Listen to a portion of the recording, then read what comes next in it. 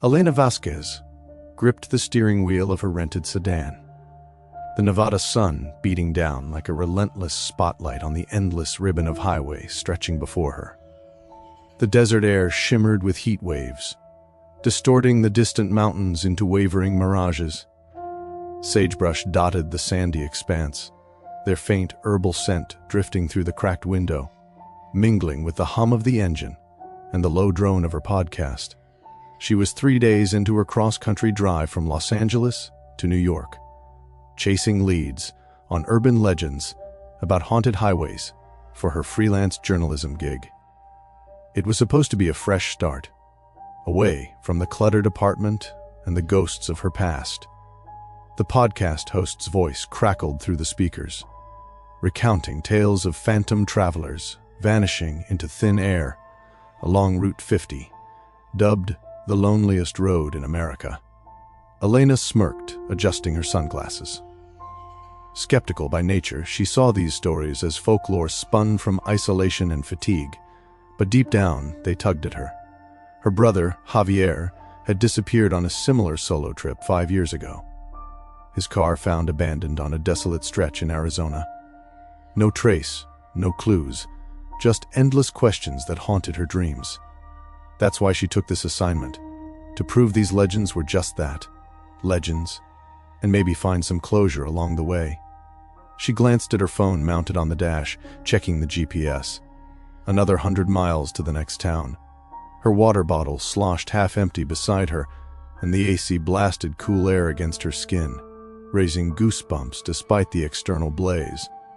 A text buzzed in, from her estranged Aunt Lila. "Be careful out there, mija. Roads like that swallow people whole." Elena rolled her eyes. Lila had always been superstitious, filling her childhood with stories of cursed paths and wandering spirits. She typed a quick reply. "I'm fine. Just sand and sky." Up ahead, something caught her eye. A dark silhouette against the glaring horizon. At first, she thought it was a signpost or a cactus. But as she drew closer, it resolved into a human figure standing on the shoulder. Not hitchhiking, no thumb out, no backpack slung over a shoulder, just standing there, motionless, arms limp at their sides, facing the oncoming traffic like a sentinel. Elena's pulse quickened slightly. Out here, people didn't just stand around. The heat could kill in hours. She slowed the car, tires crunching on the gravel as she pulled over a safe distance away. The figure was a man, mid-40s maybe, dressed in faded jeans and a dusty jacket that seemed too heavy for the weather. His face was shadowed under a wide-brimmed hat, eyes hidden. No vehicle in sight, no signs of distress. Elena hesitated, her hand hovering over the door handle. Javier's voice echoed in her mind from their last phone call. "If something feels off, trust your gut, sis." She rolled down the window instead. "Hey, you okay? Need a lift or water?" The man didn't respond, didn't even turn his head. He just stood there, the wind tugging at his clothes, but his posture remained unnaturally rigid. Elena frowned, a prickle of unease crawling up her spine. She scanned the surroundings. Nothing but flat desert, no hiding spots, no other cars. The podcast had switched to static, faint whispers threading through the interference. Words she couldn't quite make out. She killed the audio, the silence amplifying the vast emptiness. "All right, suit yourself," she muttered, shifting back into drive. As she accelerated away, she checked the rearview mirror. The man was still there, shrinking in the distance. But then, between blinks, he was gone, vanished, like he'd dissolved into the heat haze. Elena blinked hard, chalking it up to a trick of the light. "Get a grip," she told herself, cranking up the music to drown out the doubt. Miles ticked by, the landscape unchanging. Her phone buzzed again, this time an unknown number. The message read, "Beware the echoes. They follow." Elena's breath caught. Who was this? She pulled over again, heart thudding, and dialed the number. It rang once, then disconnected. No voicemail, no nothing. She searched her contacts, nothing familiar. Maybe a prank or a wrong number. But the word echoes nagged at her, reminiscent of Lila's old tales about roads that replayed the past. Shaking it off, she hit the road again, the sun dipping lower, casting long shadows that danced like fingers across the asphalt. Another text came. "I'm Marcus. Fellow investigator. Saw your post online about highway myths. Stay alert. Some legends are real." Elena's mind raced. She'd mentioned her trip in a niche forum last week. Could be legit or something sinister. She replied, "Who are you really?" No immediate response. The highway curved gently, and there, up ahead, was the figure again. Same spot on the shoulder, same motionless stance. But how? She'd driven straight for 20 minutes. No way he could have gotten ahead. Elena's foot eased off the gas. Her eyes locked on the mirror as she passed. This time, in the reflection, he turned his head slowly, tracking her car. And closer. Impossibly closer. His features sharpening just enough to reveal a face that looked eerily like Javier's, twisted in a silent scream. Her hands trembled on the wheel. Was this heat stroke? Hallucination? Or something worse echoing from her past? As the figure receded, another text pinged. He's not gone. He's waiting. As twilight bled into the overcast skies over the Midwest, Elena pulled her sedan into the gravel lot of the Willow Inn, a relic of a motel squatting on the edge of endless cornfields in rural Illinois. The sign flickered with half-dead neon, casting a sickly blue glow over the single-story building, its paint peeling like old skin. Thunder rumbled in the distance, a low growl that matched the unease churning in her gut since the desert encounter. The air smelled of damp earth and impending rain, heavy with the rustle of corn stalks swaying like unseen watchers in the wind. She needed a break, somewhere to process the vanishing figure and those cryptic texts from Marcus. The lobby was a time capsule, faded posters of local attractions curling at the edges, a vending machine humming faintly, and a clerk behind the counter who looked like he'd been there since the place opened. He was in his 50s, balding with wire-rimmed glasses, tapping lazily at a keyboard. "One night?" he asked, voice flat as the surrounding plains. "Yeah, something quiet," Elena replied, sliding her ID across the counter. Her fingers still trembled slightly from the drive, the image of that Javier-like face in the mirror lingering like a bad aftertaste. He handed her a keycard for room 8, end of the row. "Quiet's all we got out here." No smile, just a nod toward the door. She parked close to her room, the lot empty except for a rusted pickup 2 spaces down. Unloading her bag, she felt the first fat raindrops splatter on her arms, cool and insistent. Inside, the room was musty, with threadbare carpet and a bedspread patterned in outdated florals. The AC unit rattled to life, spitting out air that smelled faintly of mildew. Elena locked the door, deadbolt and chain, then sank onto the bed, her laptop open to jot notes on the day's weirdness. The vanishing man, the texts, it all felt too coincidental for her journalist's instincts. Her phone buzzed, a video call from Aunt Lila. Elena hesitated, then answered. Lila's face filled the screen, lined with worry, her kitchen in Phoenix visible behind her. "Elena, you okay?" "You look exhausted." "I'm fine, Tia, just a long day on the road," Elena forced a smile. But Lila's eyes narrowed. "You know, your mama always said those highways carry echoes of the family. Javier wasn't the first. Your abuelo vanished on a trip to Mexico in '72. Same story, car empty, no trace." Lila leaned closer, her voice dropping. "We Vasquezes have bad luck with roads. Like a curse, pulling us into the nothing." Elena rubbed her temples. "Come on, that's just superstition. Javier probably had an accident or something explainable." Lila shook her head. "Explainable doesn't bring them back. Promise me you'll turn around if it feels wrong." The call ended with Elena promising nothing, but the words stuck like burrs. She paced the room, glancing at the mirror above the dresser. Her reflection stared back, tired eyes and disheveled hair from the wind. But as she turned away, a flicker caught her peripheral. a shadow shifting in the glass, like another face overlaying hers, mouthing silent words. She whipped back, heart skipping. Just her own image, still and ordinary. Hallucinations now? Great. A knock at the door jolted her. Through the peephole it was the clerk, holding a folded towel. She unchained the door cautiously. "Forgot to restock," he said, thrusting it at her. His eyes darted past her into the room. "Thanks." She took it, but as he turned to leave, she added, "Hey, anyone else check in today? Felt like I saw someone out there earlier." He paused, scratching his neck. "Nah, just you and the truck guy. Quiet night." But his glance toward the cornfields said otherwise.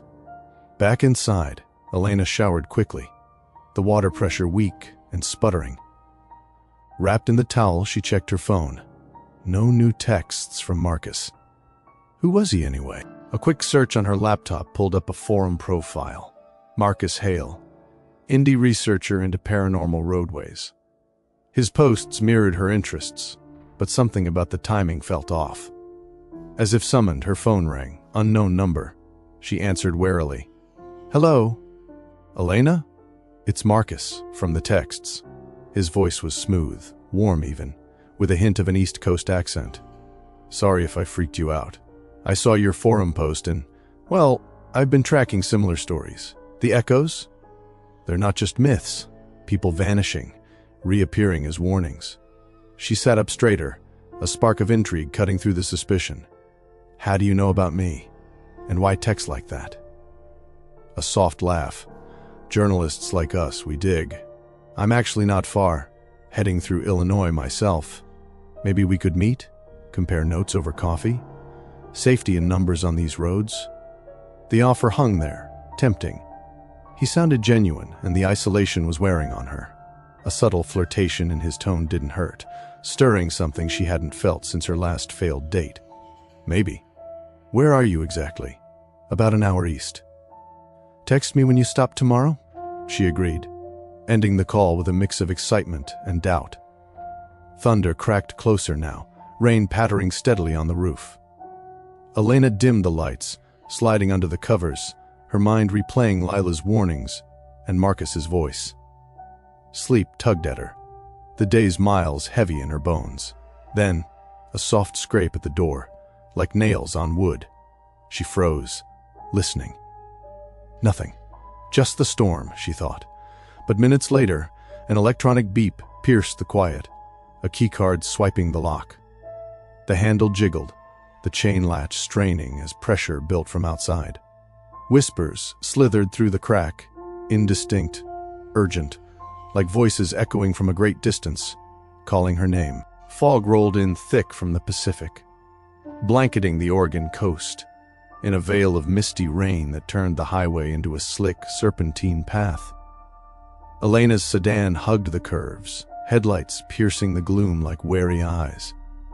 It was well past sunset, the sky a bruised purple, and the wind howled through the towering pines that clung to the cliffs. Salty spray mingled with the downpour, coating her windshield in a fine sheen that the wipers struggled to clear. Waves crashed against the rocks far below, their roar a constant thunder that drowned out the radio static. She'd pushed through Illinois without incident after the motel whispers, but the unease lingered, amplified by Marcus's vague promises of meeting up. The overlook appeared suddenly, a gravel pullout jutting over the edge, guarded by a weathered wooden rail. Elena needed a break. Her hands ached from gripping the wheel, and the rhythmic patter of rain on the roof was lulling her into fatigue. Plus, the view, even in the murk, begged for photos. Part of her journalism ritual, capturing the road's raw beauty to pair with her articles. She eased into the lot, tires crunching over wet stones. One other vehicle sat there, a dark SUV, lights off, engine silent. Its driver was a vague shape behind tinted windows, motionless. She killed the ignition, the sudden quiet amplifying the storm's fury. Grabbing her camera bag, Elena stepped out, rain needling her skin like icy pins.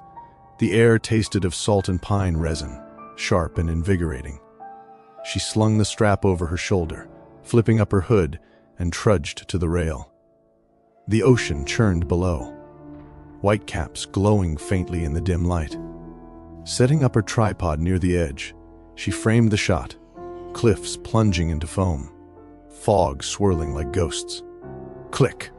The shutter snapped, capturing the scene's eerie majesty. Movement caught her eye, the SUV's door opening. A man emerged, tall and broad-shouldered, in a rain jacket that glistened under the faint lot lights. He didn't glance her way at first, just stretched and wandered toward the rail, phone in hand. Normal enough, she thought. Another traveler chasing the view. But as she adjusted her lens for a wider angle, he mirrored her subtly, stepping left when she did, angling his body toward her setup. Elena frowned, shaking it off as paranoia from the past days. She fired off a few more shots, the camera's flash cutting through the rain like lightning. Her phone vibrated in her pocket. A text from Marcus here. Black truck, pulling in now. Headlights swept the lot as a pickup rolled up, parking beside her sedan. Marcus hopped out, umbrella in hand, his smile visible even in the low light. Mid-30s with tousled dark hair and a casual vibe that screamed harmless academic. He approached, offering the umbrella. "Elena, perfect timing. Storm's a beast, huh?" She nodded, accepting the cover, a flutter of relief mixing with caution. Up close, his eyes held a sharpness that matched his voice from the call. "Yeah, what brings you out this way?" "Same as you," chasing echoes. He glanced at the man by the rail who was now overtly snapping photos of the vista. "Look, I've got evidence. Not just stories. There's a network, online groups staging these hauntings to test reactions. Psychological experiments, dark web stuff. Your brother's case? It fits the pattern. Isolated roads, vanishing acts." Elena's stomach twisted. "How do you know about Javier?" "Public records forums. I'm not stalking you, promise." He pulled out his phone, showing blurred screenshots, chat logs about echo simulations.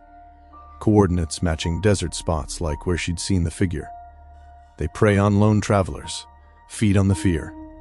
Could be tied to bigger things. Disappearances for real. The words hit like the rain, cold and relentless. Distrust flickered. His arrival felt too convenient, his evidence too neatly packaged. But the romantic undercurrent from their call persisted, his proximity stirring a reluctant warmth. "Why tell me?" "Because you're digging. And alone, we could team up. Safer." The other man shifted again, his phone aimed vaguely in their direction now. Marcus noticed, his jaw tightening. "Let's talk more tomorrow." "Headed east?" She agreed vaguely, watching him retreat to his truck. As he drove off, the rain intensified, drumming on her hood. The man by the rail packed up too, slipping back into his SUV without a word. Elena hurried to her car, camera stowed, and peeled out, the overlook shrinking in her mirrors. An hour later, in a coastal motel with creaking floors and the scent of damp wood, she dumped her photos onto her laptop.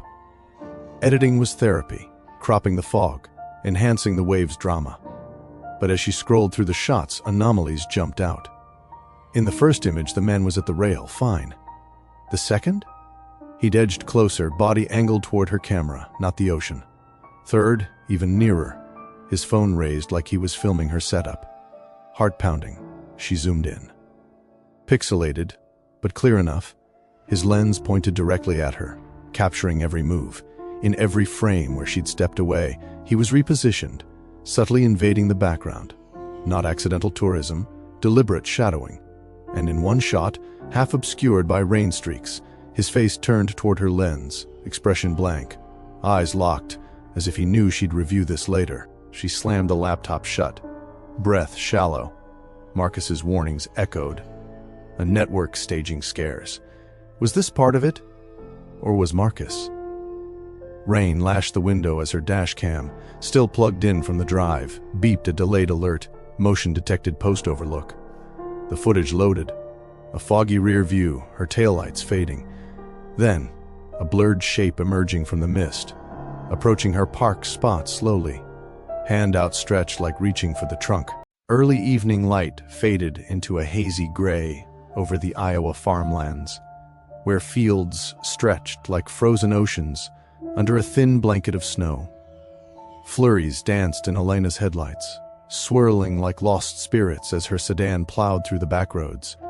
The air had turned crisp, biting through the vents with a metallic chill that made her fingers numb on the wheel. Distant farmhouse lights flickered like stars fallen to earth, isolated beacons in the gathering dusk. She'd left the Oregon coast behind that morning, Marcus's warnings and the dash cam blur gnawing at her thoughts. His network theory felt too real now, especially after reviewing more footage, subtle shapes in the fog that vanished on replay. Her phone sat silent on the passenger seat, no new texts from him since their Overlook meetup. The romantic spark she'd felt had dimmed, replaced by a nagging doubt, his timely arrival, the convenient evidence. Was he helping, or hurting her deeper into whatever this was? A flashback hit her then, unbidden, Javier's last call 5 years ago. His voice crackled over the line. "Sis, something's weird out here. Saw a guy on the side of the road, looked hurt, but I don't know. Feels off. Gonna check it out." Then nothing? No more calls, just his empty car found miles away. Elena blinked away the memory, focusing on the road. Snow muffled the world, turning every sound into a whisper. Up ahead, hazard lights pulsed through the flakes. A compact car skewed on the shoulder, half in a shallow ditch. A couple stood beside it, the woman waving frantically, her free arm clutching her coat. The man paced nearby, phone to his ear, looking agitated. Elena's instincts warred. Help or drive on? Javier's fate screamed caution, but her journalist's curiosity and basic humanity won. She slowed, pulling over with plenty of space, hazards flashing. The snow crunched under her tires as she stopped, engine idling. The woman approached her window, breath fogging the glass. Mid-40s, bundled in a clean parka, no smudges of dirt or oil. Thank God. Our tire blew, we skidded right off. My husband's trying to call AAA, but no signal. Can you help? Maybe give us a jump or call someone. Elena cracked the window, cold air rushing in like a slap. The man's car looked intact, no flat tire visible, no skid marks scarring the snow. His jeans were spotless, boots unscuffed. "I'll call 911, she said, hand on her phone. "You okay? Anyone hurt?" The woman shook her head too quickly. "No, just stuck. Please, come look. Maybe you can help push it out. You're stronger than you look." Her smile felt forced, eyes darting to the fields as if expecting something. Red flags waved in Elena's mind. Javier's words echoing again. "Feels off." She dialed emergency services, keeping her voice steady. "Hi, there's a stranded vehicle on County Road 12, near mile marker 45.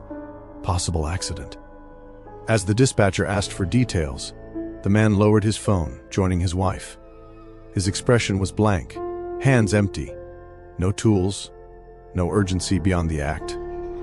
While relaying info, Elena glanced in her side mirror. A shadow shifted in the falling snow. Low, crouched behind her trunk.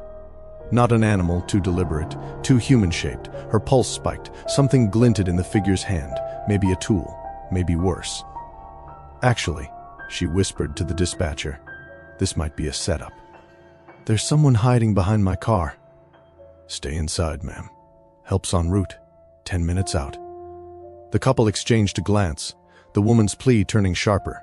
"You can't just sit there. We need help now." But their clothes remained pristine, no snowmelt on their shoes, as if they materialized moments ago. Elena shifted into drive, inching forward. Sorry, waiting for the pros. The woman stepped back, frustration cracking her facade. As Elena eased away, the hidden figure rose slightly in the mirror, tall, hooded, melting back into the fields. She drove a mile before pulling over again, heart hammering. Sirens wailed faintly in the distance. Her phone buzzed. "Marcus, where are you? Saw your location ping. Everything okay?" How did he have her location? She hadn't shared it. Stranded couple on the road. Felt wrong. Cops coming. On my way. 5 minutes out. True to his word, his pickup appeared in her rear view, sliding to a stop. He jumped out, concern etched on his face. Elena, what happened? He listened as she recounted, nodding gravely. Classic ploy. The network uses decoys to lure people out, test vulnerabilities. Glad you didn't fall for it. But his timing. Again. How'd you know where I was? He hesitated, just a beat. App sharing from the forum group. Safety feature. Sirens grew louder. Red and blue lights cutting the snow. The couple's car was visible down the road, but as the patrol car arrived, the hazards blinked out. Officers approached on foot, but returned shaking heads.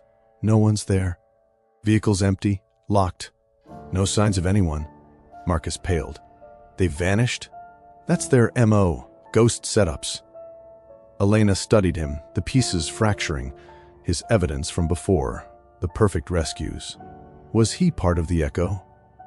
As the cops took her statement, she caught Marcus slipping his phone away, a text glow fading. Target aware. Abort phase. As dawn broke over the hazy skyline of New York's outskirts, Elena's sedan rattled along a forgotten industrial road. The city hum, a distant murmur blending with the silence of derelict lots. Pink streaks bled into the sky, casting long shadows over chain-link fences and crumbling warehouses that loomed like forgotten giants. The air carried a metallic tang, mixed with the faint rot of abandoned machinery and the crisp bite of morning dew. She'd driven through the night after the Iowa incident. Marcus's text. Target aware. Abort phase? Burning in her mind like a confession. No more doubts. He was part of it, whatever it was. Her hands clenched the wheel, knuckles white, as she followed the coordinates he'd unwittingly shared in a prior message. This ended now. The warehouse squatted at the end of a gravel path, its corrugated walls rusted and tagged with faded graffiti. Windows gaped like empty eyes, shattered glass crunching under her boots as she approached. Her phone was her weapon, recording audio, camera ready for proof. Javier's disappearance, the desert figure, the motel whispers, the coastal shadow, the farmland lure, they all pointed here, to this echo chamber of secrets. She pushed through a side door, the hinges screeching like a warning. Inside, the space echoed with her footsteps, beams of weak sunlight filtering through holes in the roof, illuminating dust motes that danced like spectral confetti. Marcus stood in the center, silhouetted against a makeshift setup, laptops on a rickety table, screens glowing with maps and chat logs.